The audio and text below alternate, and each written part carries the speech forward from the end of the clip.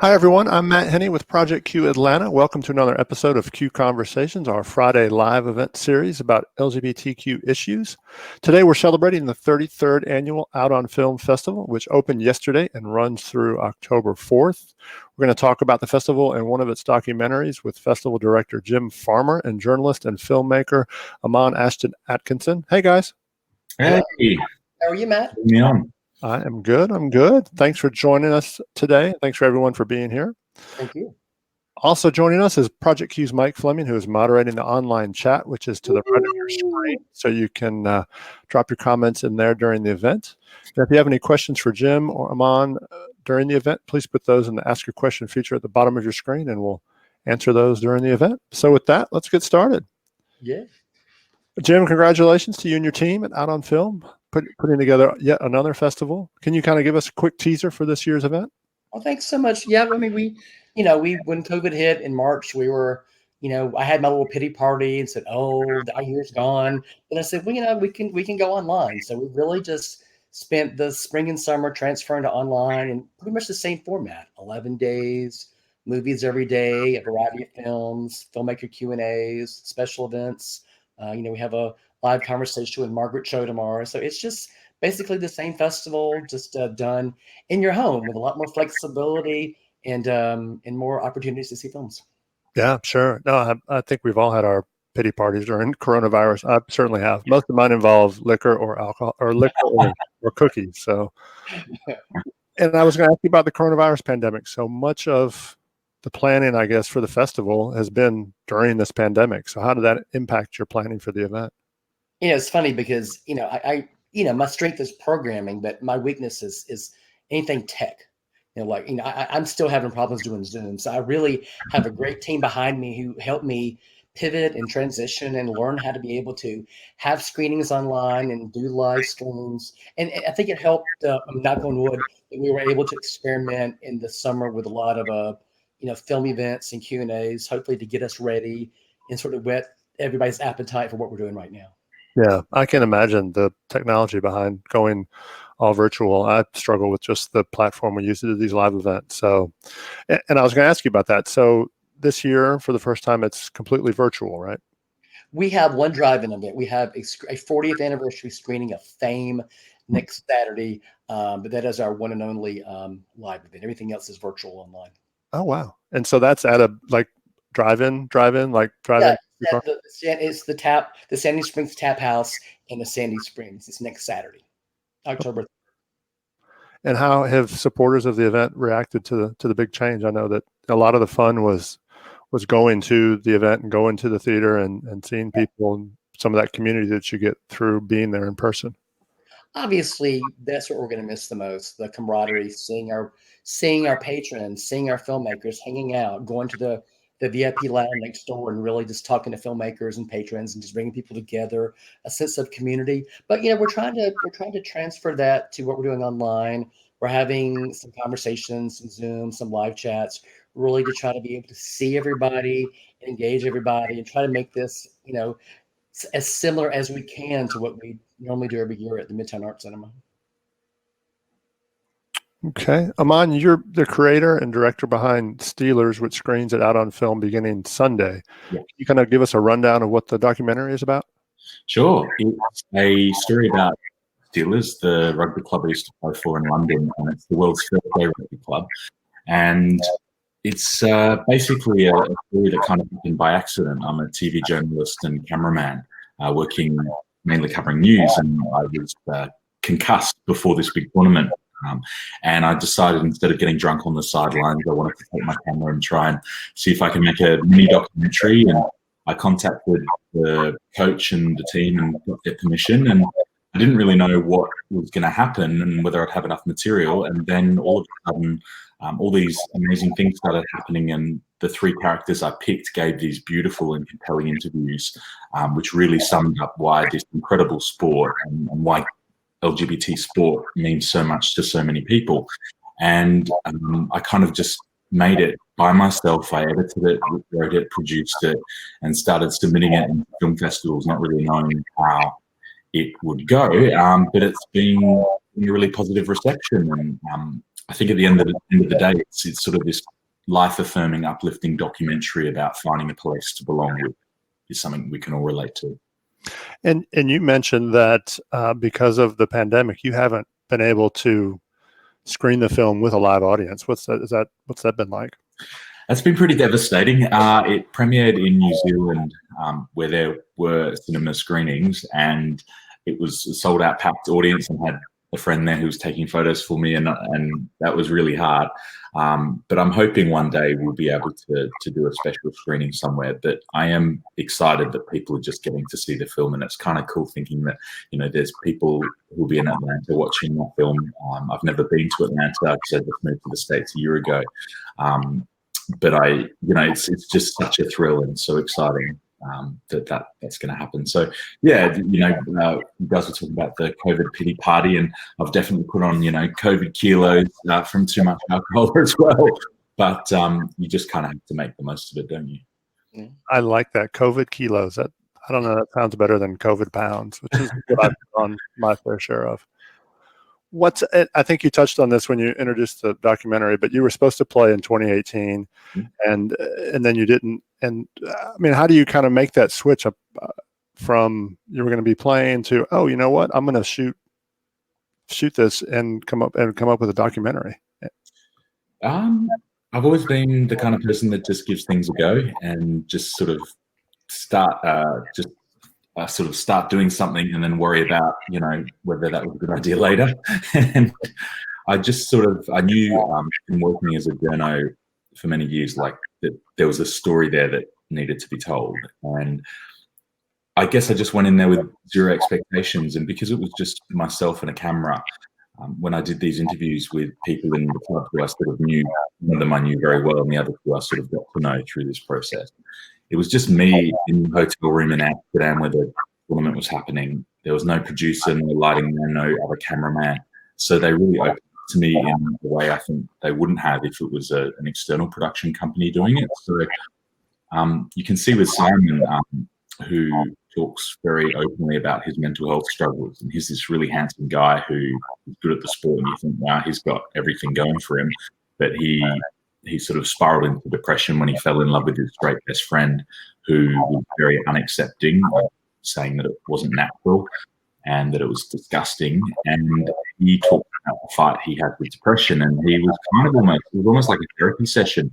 I don't know if you've seen the documentary so far, but you can see him working out his answers as he's talking to me. And I think that's what makes the film so, people are connecting with it, is that intimacy and honesty.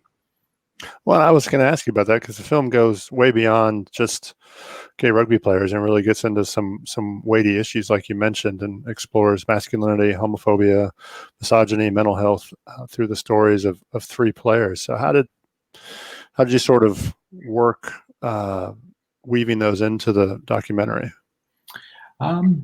It was really a character-led story. So I guess that came about by picking those characters, and it all kind of happened by accident. I knew that Simon I really wanted, because he and I talked in the club previously about mental health struggles and the fact we were both on antidepressants. And so he took a lot of convincing because his father was in hospital at the time having surgery for cancer. His sister had just given birth to a baby. And then Nick, the coach, who is she's a female, she's lesbian. She is someone I started out with the intention of including in the film, because you don't think, a sport about a gay man rugby club, one of the main characters is female. But in the end, her story is one of my favorites because she gives this sort of warmth and this whole other dimension. And it all started because I was sitting next to her on the tram after that first training session, and I was like, Nick, why did you get into rugby anyway? And she told me that beautiful story about her grandfather, which was in the film. And I was like, you're the second person. And then she recommended Drew, the drag queen, as the third, who I hadn't even thought of. And just by chance, I was the social media officer for the club. So I filmed all of his drag performances previously. So I had all this amazing archival footage to use. So all these things that came together. So I'm a big believer, sometimes things are just meant to be. And that was definitely the case here. Okay. And Glenn, you know, clearly Out on Film is a showcase of LGBTQ representation in film, but outside of the festivals and others like it, how well do you think LGBTQ people and issues are reflected in movies in general? It's getting a lot better. I mean, I grew up in an era where, you know, everybody who was an LGBT character had to die. It was always tragic and it was a sad story. And that was the 70s. And then we moved into the 80s where, you know, AIDS was addressed, and of course, in all those movies, the main character had to die. So I think we're just now getting to the point where you can have positive portrayals of LGBT people who just lead normal lives. It just, you know, sometimes their sexuality is not the entire crux of the film. It's getting better. There's still a lot of work that needs to be done, though. We still need to be able to tell more stories of the trans community, more stories of the African American experience. But there's a way to go. But I am encouraged by the fact that, you know, we have made progress since the 70s and 80s. Okay. And Eammon, similar question to you. You know, Steelers highlights LGBTQ people playing a very physically demanding and awful, brutal sport. But overall, how well do you think LGBT folks are represented in sports? Well, not a lot, actually. I think, you know, being gay and being under the LGBTQ rainbow, it's very mainstream. Like, there's lots of shows on the telly, and you know, characters are becoming more prominent in cinema. But on the sporting pitch, when you look at a sport like rugby, there's maybe you could count on one hand around the world the number of international players that are out. And that's the same case in many other sports. I mean, is that true for like American football as well, like the big sports over here? Oh, absolutely. Yeah. Yeah. And it's kind of, it's a surprise in a way, but I think it's also a reflection of the fact that we still do have a long way to go. And what I found in this film was, and joining the club, was that there were all these people who were denied a chance to sort of thrive and participate in sport growing up.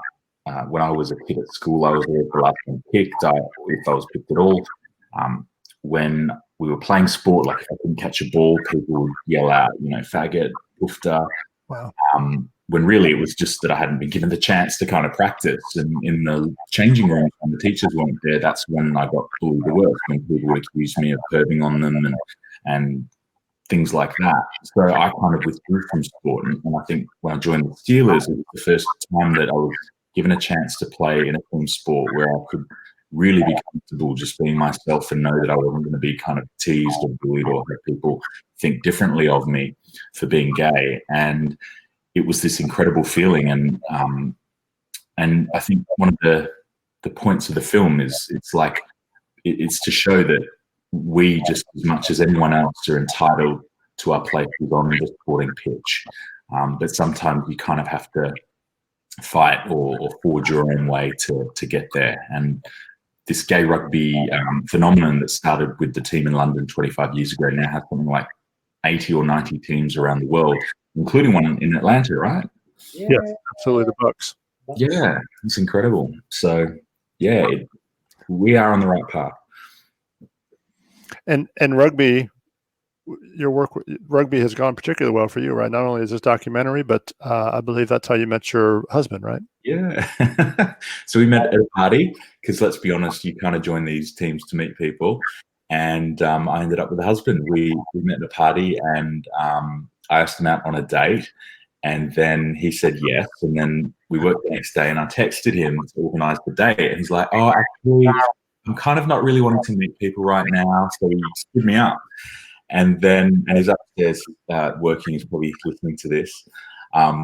And then we kept seeing each other at training sessions, and it was sort of a bit awkward, but I'm very persistent. And over 6 months, I kind of wore him down, and then eventually convinced him to go out on a date with me, and we went to the tennis. And then we were engaged, I think, like within the year. And then we got married within another year. So it was this fast sort of whirlwind romance that when you know, you know. So, yeah. Wow. So he made you work for it at first, right? He did. Jim will appreciate the tennis connection there. So he is quite the amateur tennis player. Yeah. One of the things I love about this film is that, there are a lot of stereotypes about LGBT people, especially that gay men don't like sports, don't participate in sports. And, as someone who's played tennis for, 35 years, I can tell you that. And I know a lot of gay men who love sports, participate in sports, are as competitive as anyone. So I just love the fact that this film really, showcases that and really sort of goes away sort of busting some stereotypes. Definitely. And someone's just posted a comment, Marky, saying, so great to have films with substance, not just sex, drugs, and disco. And I think it's like the same with the sporting club. When I was growing up in Australia, the only interactions I had with other gay people were at the nightclubs, and where you do get the sex, drugs, and alcohol. And that's kind of the only way I made friends, and it's not the best environment to do that. Whereas when I moved to London and doing the Steelers, you can actually have gay friends, and it's not just all about going to the club. And that was kind of the first time where I formed like really meaningful friendships with gay people, and that's why it kind of changed my life. Because before that, it sounds stupid now, but I didn't really know that. Like that just didn't seem like an option. Right. Well, and Jim, I think you touched on this a little bit, but how important is it for not just LGBTQ folks but others to see positive portrayals of LGBT folks in films, not only in Steelers, where it's it's a very deep, it goes deep into these three people in the film, but how important is that for folks to see that? It's so vital. As I mentioned, when I was growing up in the 1930s, I mean, as I said,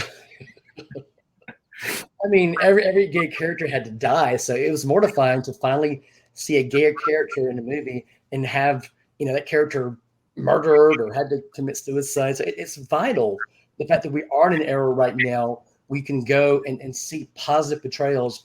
And I'll say this, Matt, I mean, a lot of people who come to Out on Film and now watch Out on Film online are from the metro Atlanta area. But we get people from around the state. We get people from the Southeast. Those aren't people who have great support systems. A lot of people tell us that they come to Out on Film and they're not out at work.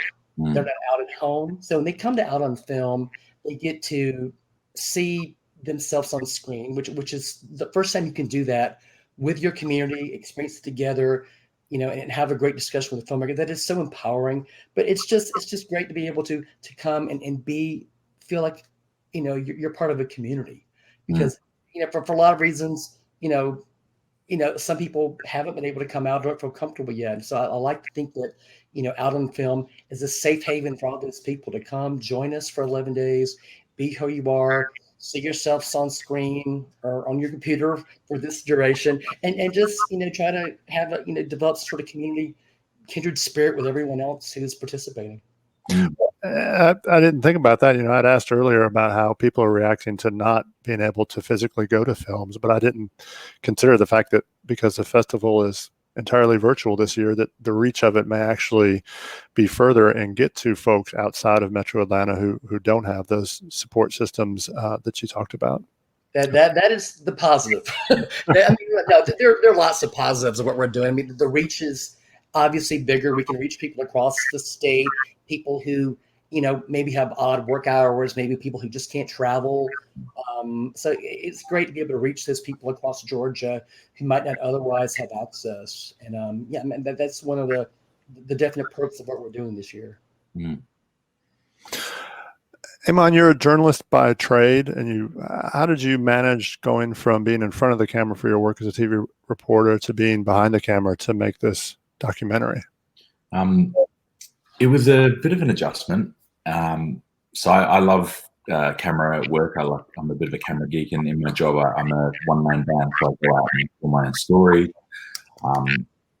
So the camera part was fine, but when I came to piece this film together, initially I was just going to let the characters tell their own story, but then I edited 40 minutes and it wasn't really working, and then I reformatted my computer to make my edit suite faster, and I forgot to back up the project, and I lost it all, and it was about 4 weeks worth of full-time work on it.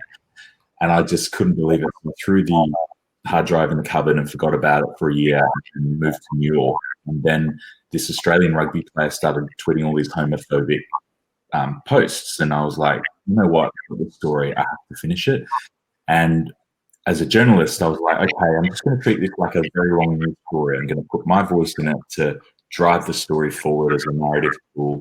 But then if I have this random Aussie voice in there about this English rugby club, I have to explain who I am and therefore have to tell my story. And actually it worked out to be this perfect kind of thread that really helped me structure the film and move it forward.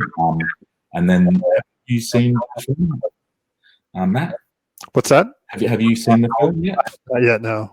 So there's a story I share at the beginning where I talk about how I was outed at school by this guy who I had one of my first sexual experiences with, and he filmed it and then took the camera to school and showed people at school. And it's kind of like this very harrowing story I have, which led to my depression later on in life. And it just kind of exemplified the bullying that I got at school, which was horrendous and pretty much relentless. And telling that story was very difficult because I guess I felt like I had lived many lives since then, and that wasn't me, and I boxed it up, and I had to really go back and open up that box and go, did that really happen? And my dad actually ended up going down to this boy's parents' place and getting the tape destroyed, and we never spoke about it since. And I came out later when I was 18. But when I showed my parents the film, my dad's a very big worrier, so I didn't sort of tell them that I was narrating the film and that I was telling my own story in the film as well, until we watched it. And that was so nervous to get their reaction, and my heart was in my throat. But they loved it, and you know, it was a really beautiful thing. And I've had such great feedback from people who see the film who find it a sort of inspiring story. I got a kid from New Zealand, a 17-year-old who watched it with his parents, say that he was having a really hard time at school and he was feeling depressed and on medication, but the film sort of gave him hope that things can get better. So I guess like that makes it all worthwhile. Can I add something? Absolutely, Jim, go ahead. Steelers was officially the first film that we accepted into this year's Oscar. Ah, really? Yeah. I mean, I saw this. I didn't know about the film until I saw that it was as part of BFI Flair. And I said, oh, I have to see this film. So I guess semi-stalked you or like tried to reach out to you. I don't know how I found your contact. But I reached out to you. I got the screener and we all watched it. And that was back in February. Yeah. It was officially our first film. And we were just all very taken by it. It's a very well done documentary. I would have never known this was your first film. It's just so well polished, so well put together. And what I particularly like about this is that it covers, you know, as we've talked about, so many issues and so many vivid characters. I mean, Drew. I love the fact that Drew, you know, when he's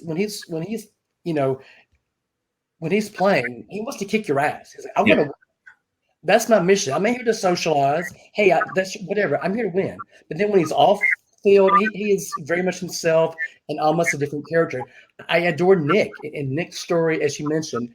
There's just so much heart in what she goes through and her journey, and you know, the misogyny she has to deal with. You know, being a coach in a field that is traditionally male-driven. So I mean, kudos to you. It's just very, very well done. And I'm excited to be able to share it with Atlanta. So, well, thank you so much. And on Nick's story, what I found really interesting was the level of misogyny she faces even in the gay community. And I think like that's kind of an issue that is rightly so getting a bit more attention nowadays, because within the LGBTQ community, there is a lot of discriminating against trans people and different groups. And I think her story was really important to show there's still a long way to go and we need to check ourselves sometimes. Right. No, absolutely. I, have been writing about and covering the Atlanta LGBT community for a long time, 20 years now. And unfortunately, you do see a lot of that misogyny, racism, lack of acceptance of trans people. It's yeah, and still to this day. So, Jim, you mentioned the film, so it starts screening Sunday, but something that's new with the festival this year because of it's virtual. People can screen it when it's scheduled or a few days after that. Is that right? Absolutely. What we're doing this year is we're dropping 4 or 5 movies every morning, and then you have, in most cases, 72 hours to watch it. And some people want to go the traditional route and watch it at nighttime, and then maybe stick around for a live Q&A. Other people might want to watch it early or late at night. So we give people flexibility this time, but each movie is up for at least 3 days for people to watch whenever they want to. Or if you love a film and want to watch it again, you can do that. So I like the fact that we do offer people more flexible hours and more flexible ways to watch films this year. And talk about you mentioned the drive-in, you mentioned some of the Q&As. Yeah. So there are some sort of special events around the movies as well. Is that right? Yeah, I mean, right now, I think we have 24 live stream conversations scheduled. Wow. My board absolutely wants to kill me. And counting. I'm trying to add a few more. So we have a lot of live conversations. Tomorrow night, we have a live conversation with Margaret Cho. Next Friday, we have a conversation with Kevin Williamson, who is well known for Dawson's Creek, The Vampire Diaries, and being the mastermind of the Scream movies. So we have a lot of Q&As. And as I mentioned, we do have a drive-in event next Saturday. That took a little bit of time to get going, negotiating logistics, working out, and getting the rights to the film. But we are doing a 40th anniversary screening of Fame on October 3rd, and it's sponsored by Lexus. And we'll have a pre-show, some drag performers, some giveaways, and then we're hoping everybody will social distance and stay in their car, but sing along to Hot Lunch Jam, Body Electric, and get on their cars and sing Fame and do somersaults. We're not liable if anyone gets injured, but we encourage it. It's like a scene from La La Land with everyone dancing on the car. Exactly. Is Lexus providing the cars that we can sit in for the drive-through? Well, yeah, actually, there will be Lexus cars there, and we're still groveling, hoping that they'll give us the car, but they probably won't. But they'll probably let us sit in the cars, and then they're keen on showcasing the cars. So it'll be a fun night. We're excited about it. Eammon, this is not related to Steelers directly, but I'm just kind of curious. So you went from Australia to New York just in time for a pandemic and the lockdown, and then you mentioned you recently moved. So how has that's sort of a odd introduction to living in America, and then you arrived, just in time for this presidential election. That I'm curious, sort of how people outside of the United States sort of view what's happening. So first I moved, my dad says chaos follows me wherever I go. So I moved to London, and then 3 months later Brexit happened. I moved to New York, and then 6 months later COVID happened. And then I moved to DC this week. So we'll see what happens next. It's been fascinating, to be honest. So I do reports for the evening news back in Australia, and 95% of my stories are Donald Trump stories, because it's just such fascinating fodder, if you will. I have to be careful what I say. Yesterday I was supposed to have a day off, and then I saw that he was booed on the steps of the Supreme Court, and then the crowd started chanting, "Vote him out." And I was like, I have to write this story, because it's history unfolding before your eyes. And I was in DC during the Black Lives Matter protest, and I saw Donald Trump walk across the White House lawn in front of the church and hold up the Bible. And it gives me goosebumps thinking about it now, because I've literally been so lucky to see history unfold. And as for what people in Australia think, this is my personal opinions. It's just bizarre and fascinating. And America has always been held up to be the gold standard of democracy around the world. And we're just seeing these institutions and norms being eroded away. And it's really interesting, because my dad is kind of a bit of a Donald Trump supporter. And, my stories, I guess I always highlight the most interesting, craziest parts of what's happened that day. and he often's like, "Oh, you need to be a bit more balanced." But it's hard. It's hard. Yeah. I bet my sister is more of a Trump supporter than I would hope. So we sort of, do a delicate dance around talks of politics. So I understand that.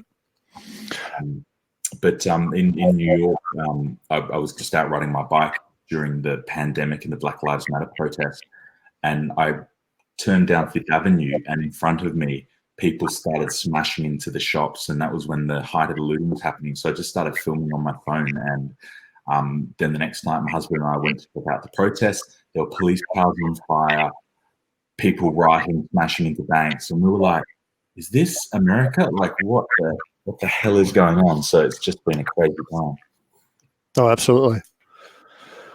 Jim, can you talk a little bit about the diversity of the films in the festival lineup this year? You've got, a roster, I think, of 80 films and another 40 plus titles and shorts and things. So what's it? It feels like 2,000 films, and I'm always adding stuff. It is always our mission to program, with an eye on diversity and inclusivity. And I've said this since I took over Out on Film 12 years ago. If I'm just going to program for gay white men, I'm going to fall asleep tomorrow, because it's not who my community is. I want to make sure that Out on Film looks like our community. We try to have, everybody represented, as much diversity as possible. And I think this year, if you look through our lineup, you'll see that we do have a tremendous amount of diversity, from opening day to closing night. We still need to see more stories about Black Americans.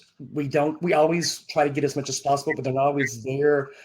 Trans films there are more trans films these days, and we have a lot of them, but we still have a ways to go before we get as many trans films as we'd like to. But the majority of what we do get are films by and about gay men, but we do try to work hard to make sure that the schedule is balanced and people and representative, so people can see themselves in what they're viewing. Okay. So as we bring our Q&A to a close, I want to thank everyone for taking part, and a big thank you to Jim and Eammon for their time today. One last question to both of you. Where can people follow you, learn more about what's going on, the festival and Steelers? People can go to our website, which is www.outonfilm.org, which takes you directly to our schedule and a list of all of our films and our Q&As. And Steelers is screening. The suggested viewing time is Sunday at 1:00, and then we'll have a live stream Q&A at 2:30. So. Yeah, hopefully some of the key characters as well. I'm on Twitter if you want to look at my news stories, at Ashton-Atkinson. If you want to see photos of my dog and my husband, go on Instagram at Ashton-Atkinson. Yes, we love husband and dog photos. Excellent. Thank you both. I appreciate all of your time, and thanks everyone for taking part today. Stay safe, wear your mask, and don't forget to vote. Bye, everyone. Thanks, everybody. Thank you.